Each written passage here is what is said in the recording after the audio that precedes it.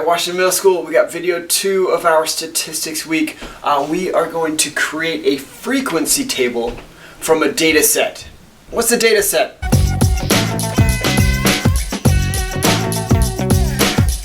Alright, so we have a data set here. A data set is a set of numbers. So these are the actual scores on our area of a triangle quiz from a few weeks ago. And we had scores that ran the gamut of all the different possible numbers. We need to create a frequency table. So a frequency table bunches all the scores together and says how many times people scored those different points. So we look at that and we say, well, what could the scores have been? We look at that, well, the highest score is 7 and the lowest score is a 1. So we've got scores between 1 and 7. So we're going to make a table with our titles of scores and the frequency of each of those scores. And frequency means the number of times that score came up. Well, we've got which scores? Yeah, we said 1, 2, 3, 4, 5, 6, and 7. 1, 2, 3, 4, 5, 6, and 7. How many times do we have the score of 1? We've got 1 right here and 1 right here. So we can let's just cross each of those off. Which is how many? That's 2. 2 scores of 1. How many people scored 2 on the area of a triangle quiz? We have 1, 2, just 2. 2 again.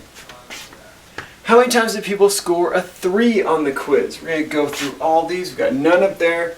Go through, we've got a 3,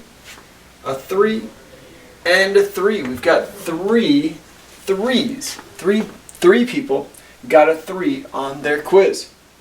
How many 4s? How many people scored a 4 on the quiz? We've got none up here. Go through, we've got 1 here, 1, and 2. We've got 2 people who scored a 4 on the quiz. How many scored a 5? We've got 1 and 2, and that's all, just 2 5s. Are there any 6s? We've got a 6, 1 6, 2 6s. We've got 2 6s. And finally, are there any 7s? We've got 1, 2, and 3, 4, 5, and 6. We have 6 people who scored a 7 on their quiz. Our goal was to create a frequency table from a data set.